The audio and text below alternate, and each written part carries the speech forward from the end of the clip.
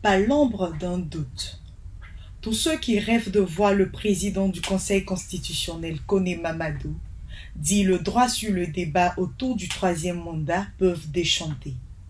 Car au-delà des manquements graves révélés par l'opposition sur la liste électorale, le chef de l'État Alassane Dramane Ouattara vient de conforter l'opposition dans sa quête inlassable pour la tenue d'élections paisibles. En effet, lors d'une rencontre le lundi 17 août 2020 avec des populations des régions de l'Est et du Sud, Alassane Ouattara, réagissant sur le débat autour du troisième mandat, a dit, je cite, « Je ne voudrais pas rentrer dans ces faux débats de constitution. La constitution est votée par le peuple et qui la propose? C'est bien Alassane Ouattara pour la Troisième République. Qui peut se targuer de connaître cette constitution mieux que moi?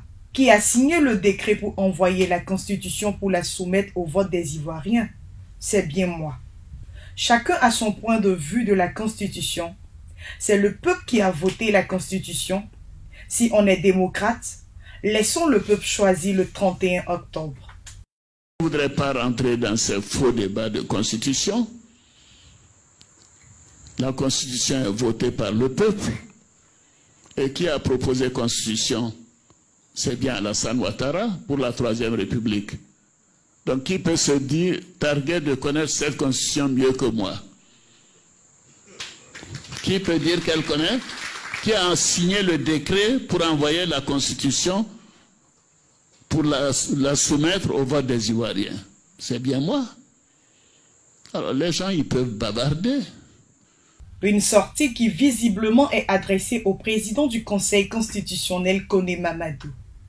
Celui-là même dont la structure est chargée de valider les candidatures après examen des différents dossiers.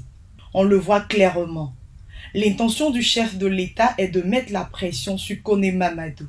Va-t-il dire ou tordre le cou au droit? Aura-t-il l'audace d'invalider la candidature de Ouattara, son bienfaiteur? Sera-t-il possédé par le diable comme l'autre en 2010?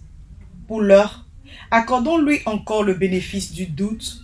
Si l'on s'en tient à ses propos quelques années en arrière lors d'une cérémonie officielle. Disons-nous la vérité et reconnaissons que par la faute de certains d'entre nous, le peuple au nom de qui nous rendons la justice et qui est notre juge n'est pas loin de nous retirer sa confiance si ce n'est déjà fait. La Côte d'Ivoire est en train de rebondir, mais il suffirait d'une décision de justice malheureuse, une seule, mais bien relayée par la presse et par Internet pour briser cet élan. Malheur donc à celui par qui un tel scandale arrivera. Malheur donc à celui par qui un tel scandale arrivera.